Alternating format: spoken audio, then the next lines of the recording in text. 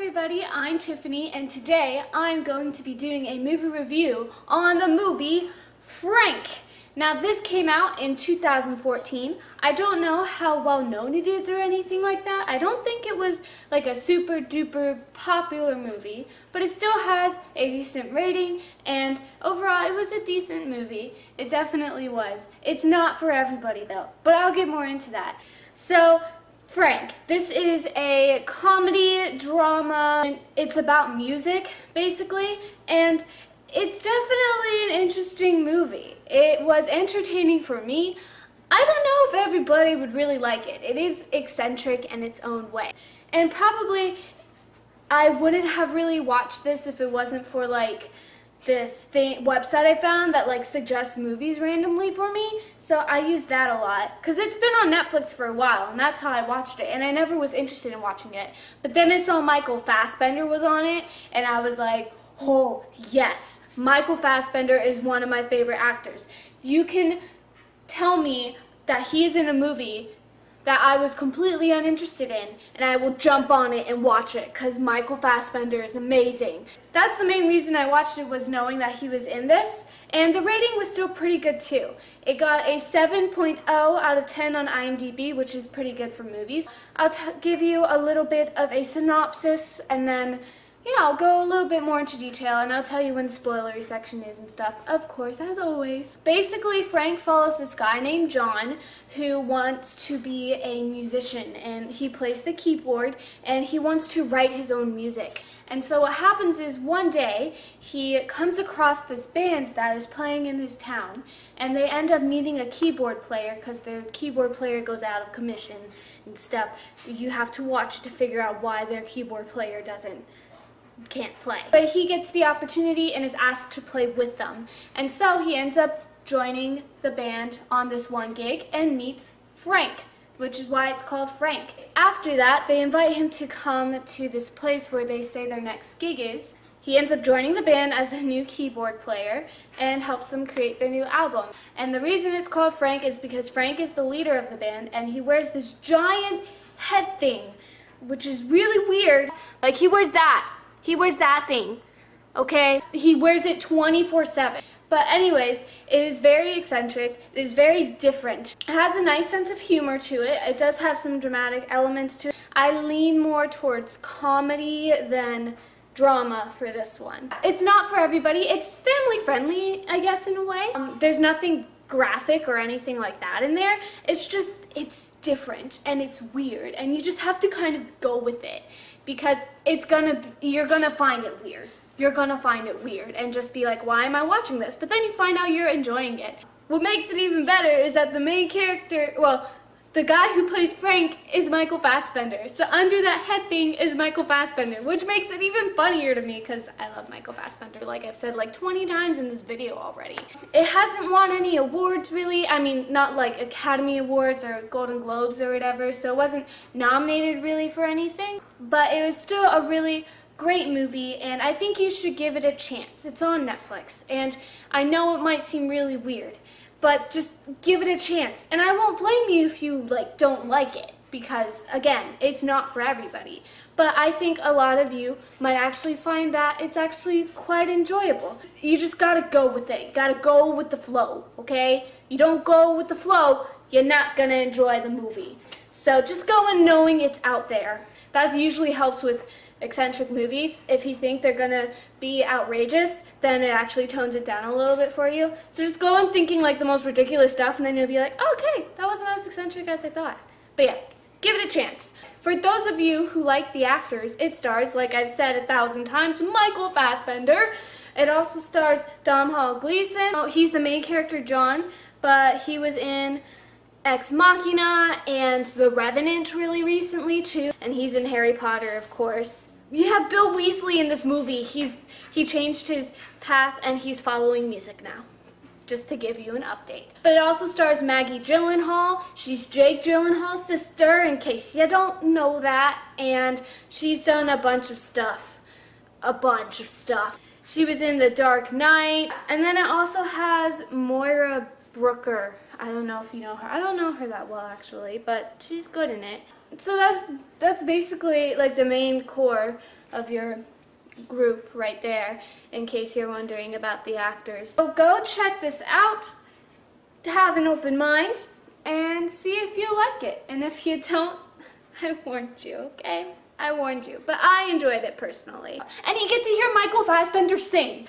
That's a plus too. It's so much fun to see actors who you know, like you've never heard them sing in your life, try and sing. It is hilarious.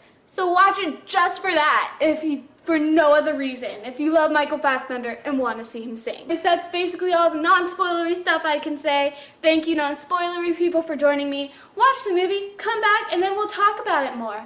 Alright, have an awesome day. Goodbye, non-spoilery people! Woo! This movie, I was wanting to see this for quite a while, actually, because I watched the trailer, and the trailer was really good, and it was really funny. My parents didn't want to really watch it because it's eccentric again, so I finally convinced them to one night, and oh my gosh, it was just so weird and entertaining for me. Maggie Gyllenhaal, she was hilarious to me. She plays this girl named Clara. She's just this person who's so mean and like spends the whole time insulting John. And it cracked me up because she'd just come into the room and be like, "You're disgusting." And it was just so perfect. Her attitude was fantastic. When she spoke, you didn't know if she was gonna be like complimenting or insulting, because they were both on the same level. Like there's this one part near the end, Frank plays his most likable song, which is awful by the way, and she's just like, "That's your most likable song?" It's brilliant. She has such great comedic timing, and I love her. So good job, Maggie Gyllenhaal. Michael Fassbender as Frank was super duper great. He had so many like just moments here and there that really made it, and oh my gosh, it was so good. I really liked how he would say his facial expressions out loud, blushing with a little half smile. It was just great. See, I'm cracking up just thinking about it. The main character, John, did annoy me though. I like Domhnall Gleeson, but his character annoyed me, and I think he was supposed to a little bit, because he comes in and he's trying to really get this band popular. He's trying to write his own music, and they keep saying his music sucks, by the way. He kind of ruins the band in the end because he tries to make them go to the South by Southwest thing. It doesn't go well. That's all I can say. It does have dramatic moments. When Dawn ended up dying, that was really sad. That scared me because he had the head on from Frank. So I thought that was Frank for like 5 seconds, but then I was like, no, we're only halfway through this movie. There's no way they killed Frank already, okay? No, not when the movie is called Frank.